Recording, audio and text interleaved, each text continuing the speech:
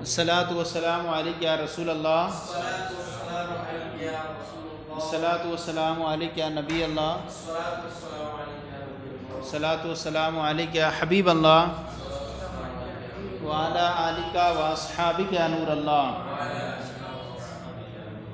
صلی اللہ تعالی علیہ وسلم۔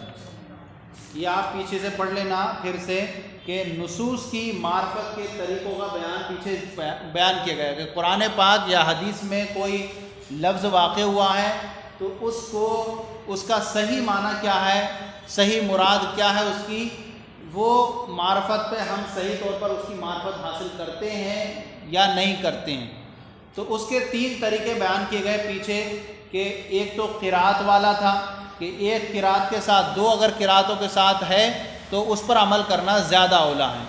اسی طرح ایک یہ تھا کہ 2 احتمالوں میں سے ایک احتمال کسی تخصیص کو واجب کر رہا ہے اور ایک ایسا ہے جو تخصیص کو واجب نہ کر رہا ہے، تو جو نہ تخصیص کو واجب کر رہا ہے اس پر عمل کرنا زیادہ اولیٰ ہے۔ تو اس طرح سے نصوص کی معرفت کے طریقوں کو بیان کیا گیا، وہ تھے معرفت نصوص اور صحیح معنی اس کا سمجھا گیا۔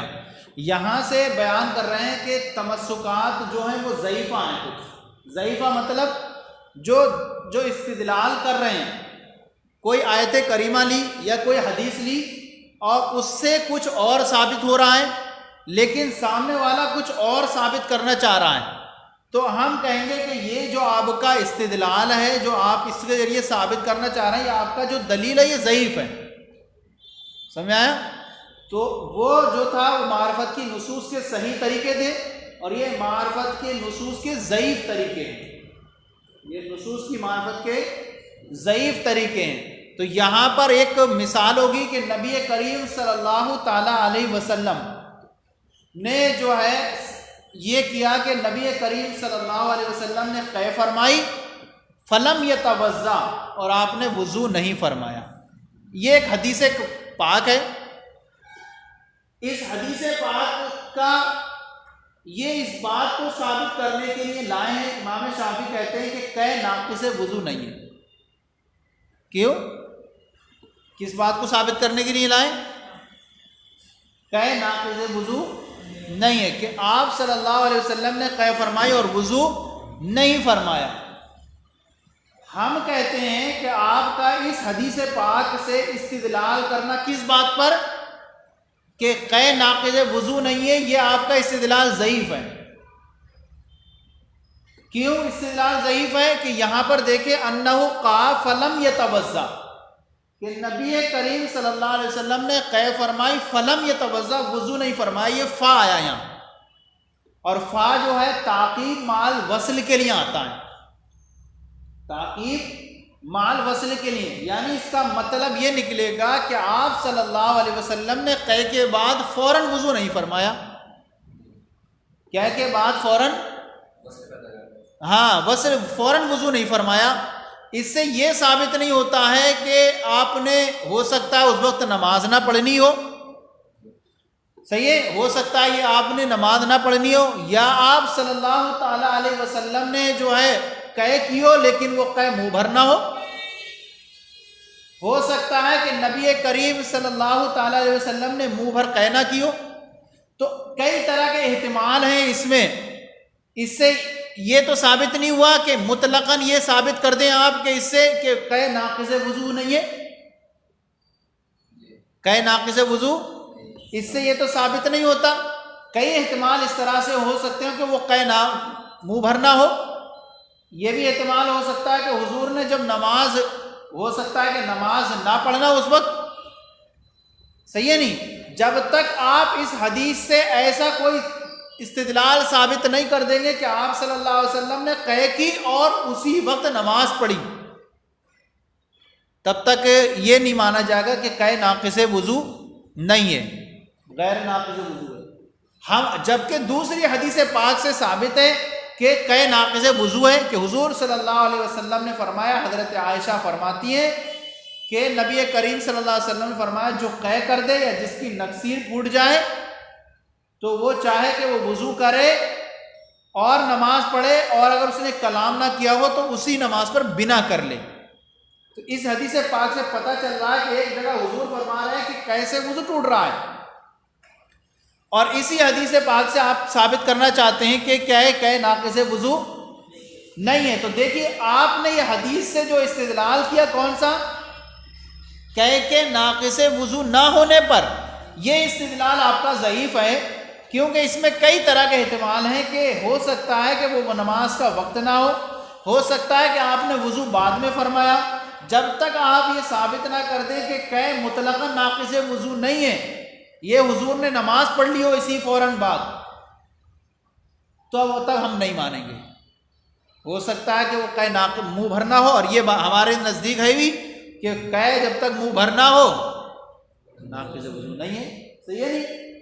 تو یہ استدلال کون سا ہوا؟ اس حدیث کو لا کر کے امام شافعی نے استدلال ضعیف ہوا، وہی بیان فرما رہے ہیں۔ ثم نذکر طرقا من التمسکات الضعیفہ، پھر ہم ذکر کرتے ہیں کچھ ایسے طریقے تمسکات ضعیفہ، یعنی کیا کہیں گے، ضعیف استدلال میں سے، ضعیف استدلال میں سے کچھ ایسے طریقوں کو ہم ذکر کرتے ہیں کہ دیکھیں لکھا ہوا ہے کہ الفاسدۃ عندنا، جو ہمارے نزدیک فاسد ہیں، ولو صحیحۃ عند غیرنا، اگرچہ وہ طریقے کیا ہیں، ہمارے علاوہ کے نزدیک کیا ہیں، وہ صحیح ہیں۔ کیوں ذکر کرتے ہیں؟ لیکون ذالک تنبیہا علی موضع الخلل فی ھذا النوع، تاکہ اس لیے ذکر کرتے ہیں ان طریقوں کو، تاکہ ان طریقوں کا ذکر کرنا یہ تنبیہ ہو جائے کس پر، موضع الخلل، کمزور جگہوں پر، فی ھذا النوع، اس تمسکات ضعیفہ کے کمزور جگہوں پر کیا ہو جائے، تنبیہ ہو جائے۔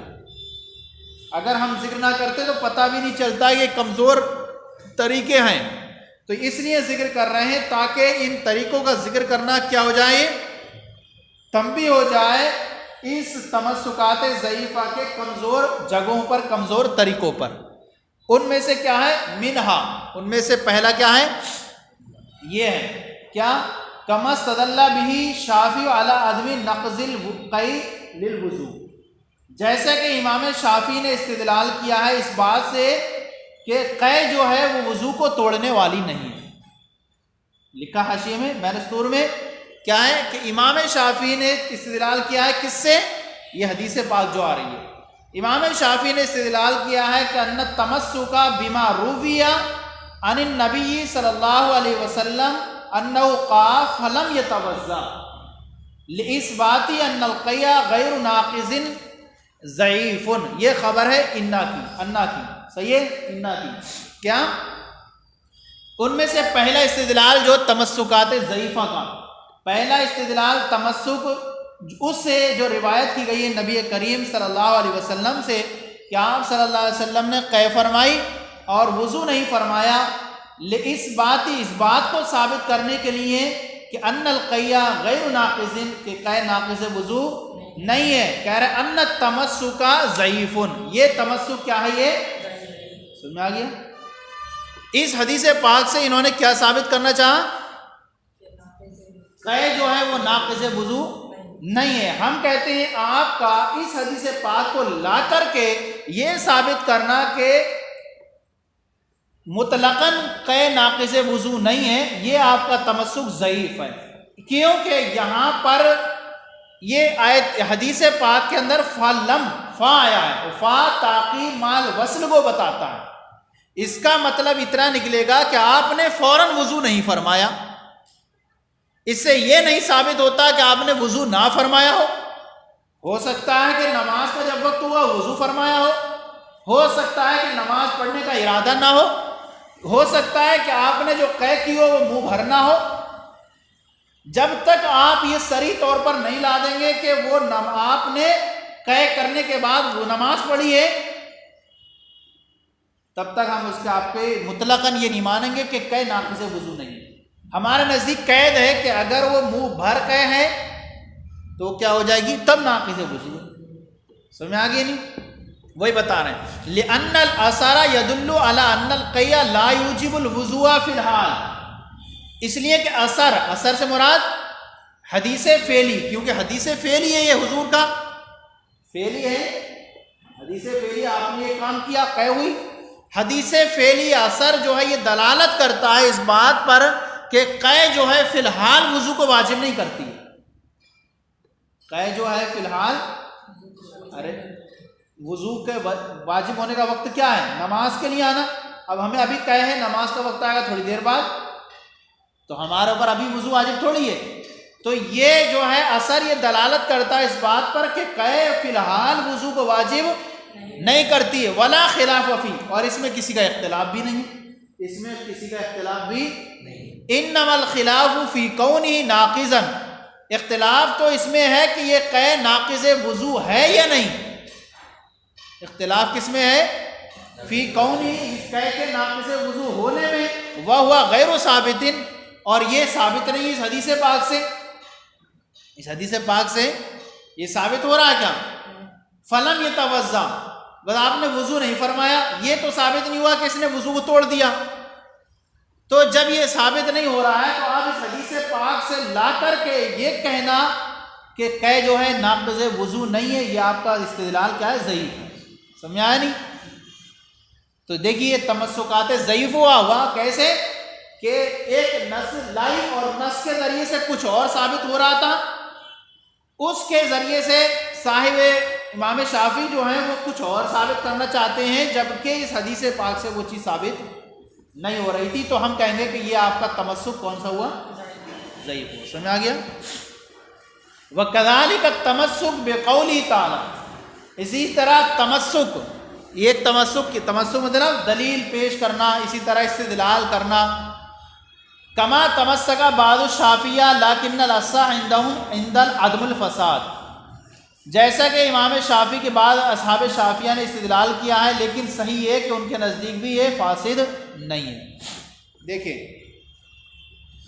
وَكَذَلِكَ التَّمَسُّكُ بِقَوْلِهِ تَعَالَى، اسی طرح استدلال کرنا اللہ تعالیٰ کے ارشاد سے حرمت علیکم المیتۃ، تم پر مردار کو حرام کیا گیا. یہ آیت کریمہ کس لیے لائی گئی؟ مردار کو حرام کرنے کے لیے. اور کون سا مردار؟ جس کے اندر دم سائل ہو اور وہ شرعی طور پر ذبح نہ کیا گیا ہو، تو وہ مردار تم پر کیا کر دیا گیا؟ حرام کر دیا گیا. صحیح ہے نہیں؟ یہ آیت کریمہ اس لیے لائی گئی ہے. اب اس سے جو ہے امام شافعی کیا کہتے ہیں؟ امام شافعی کہتے ہیں کہ اگر پانی کے اندر، تھوڑے پانی کے اندر اگر مکھی مر جائے تو وہ پانی بھی کیا ہو جائے گا؟ ناپاک ہو جائے گا، پانی خراب ہو جائے گا. اور دلیل کیا دی انہوں نے؟ کہا کہ کیونکہ یہ بھی مردار ہے. کیا یہ؟ اور ہر وہ جس کی حرمت، ہر وہ چیز، یہ چیز پوائنٹ کی ہے، ہر وہ چیز جس کی حرمت کرامت کی وجہ سے نہ ہو. جیسے انسان کی حرمت کس وجہ سے؟ کرامت کی وجہ سے. ہر وہ چیز جس کی حرمت، حرام ہونا کرامت کی وجہ سے نہ ہو، اگر وہ مر جائے تھوڑے پانی میں تو وہ کیا ہو جاتی ہے؟ پانی کو خراب کر دی. صحیح ہے نہیں؟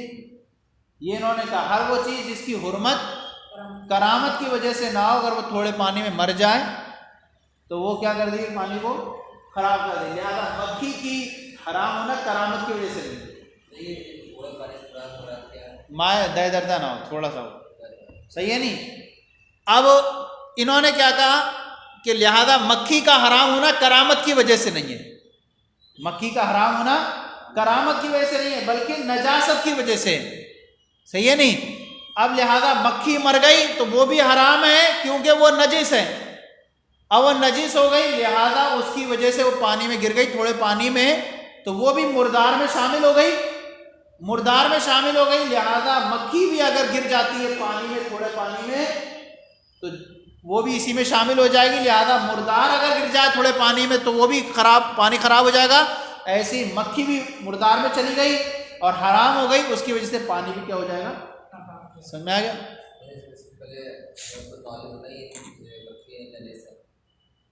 مکھی، اب انہوں نے دیکھیں استدلال تو کیا، حرمت علیکم المیتۃ سے تم پر مردار حرام کیا گیا. اس پہ انہوں نے کس استدلال کیا؟ مکھی کے تھوڑے پانی میں گر کر مر جانے سے، کیونکہ یہ بھی مردار ہو گئی. اور مردار ہونا، یہ مردار ہو گئی، اور اس کا مردار ہونا، اس کا حرام ہونا کرامت کی وجہ سے نہیں ہے، نجاست کی وجہ سے، لہذا یہ بھی تھوڑے پانی میں گرنے کی وجہ سے پانی ناپاک ہو جائے گا، خراب ہو جائے گا۔ انہوں نے یہ استدلال کیا۔ ہم کہتے ہیں آپ نے استدلال کیا، لیکن آپ کا استدلال کرنا یہ کمزور ہے۔ کیا مکھی کے گرنے سے، پانی میں گرنے کی وجہ سے، تھوڑے پانی میں گرنے کی وجہ سے پانی کا نجس ہو جانا، یہ آپ نے جو استدلال کیا اور جس کا کرامت کی وجہ سے نہ ہو، یہ آپ نے جو استدلال کیا یہ درست ہے نہیں ہے۔ کیوں درست نہیں ہے؟ اس لیے کہ وہاں آپ نے ایک چیز کو لی کہ ہر وہ چیز جس کا حرام ہونا کرامت کی وجہ سے نہ ہو تو وہ بھی کیا ہے، مرنے کے مردار میں شامل ہو گئی، لہذا اس کے گرنے سے بھی پانی کیا ہو جائے گا، ناپاک ہو جائے گا۔ ہم کہتے ہیں دوسری وجہ آپ نے چھوڑ دی، اور وہ یہ کہ اس کے اندر دم سائل بھی ہونا چاہیے، اور دم سائل بھی ہونا چاہیے، اور وہ کیا ہو، شرعی طور پر ذبح نہ کیا گیا ہو۔ اور اس کے اندر دم سائل کہاں ہے؟ اس کے اندر، مکھی کے اندر دم سائل کہاں ہے؟ لہذا مکھی کے گرنے کی وجہ سے پانی، تھوڑے پانی کی وجہ سے ہمارے نزدیک پانی ناپاک نہیں ہوگا۔ اچھا، یہ بعض شوافع کا قول ہے یہ، ورنہ بعض شوافع، اکثر شوافع یہ کہتے ہیں کہ مکھی گرنے سے پانی ناپاک نہیں ہوگا۔ دوسری بات، ہر وہ چیز جو حرام ہو، نجس ہونا اس کا کوئی ضروری نہیں، یہ بھی سمجھ میں آنا ہے۔ ہر وہ چیز جو حرام ہو اس کا کوئی ضروری نہیں کہ وہ نجس بھی ہو۔ مٹی حرام ہے کھانا، لیکن وہ ناپاک ہے، نجس ہے، اس سے تیمم ہوتا ہے، صحیح ہے۔ ہر وہ چیز جو حرام ہو اس کا کوئی ضروری نہیں کہ وہ نجس بھی ہو۔ مٹی کھانا حرام ہے لیکن وہ کیا ہے، پاک کرنے والی۔ تو آپ نے جو ہے یہ تمسک جو کیا، حرمت علیکم المیتۃ سے کس پر؟ تھوڑے پانی میں مکھی کے گرنے کی وجہ سے پانی ناپاک ہو جائے گا، اور کیا کہا آپ نے؟ کیونکہ یہ بھی مردار ہے، کیونکہ اس کا بھی حرام ہونا کرامت کی وجہ سے نہیں ہے، لہذا یہ مر جائے گی تو اس کی وجہ سے تھوڑا پانی ناپاک ہو جائے گا۔ ہم کہتے ہیں آپ کا یہ تمسک کرنا کیا ہے، یہ ضعیف ہے۔ کیوں؟ کیونکہ یہاں پر آپ نے صرف یہ لیا کہ کرامت کی وجہ سے نہ ہو، اگرچہ چلیے کرامت کی وجہ سے نہیں ہے، لیکن اس کے اندر دم سائل بھی نہیں ہے، دم سائل بھی نہیں ہے، تو دم سائل نہیں ہے تو لہٰذا اس کے مرنے سے پانی کیا ہوا، ناپاک نہیں ہوگا۔ سمجھ آ گیا؟ اب دیکھ لیں سے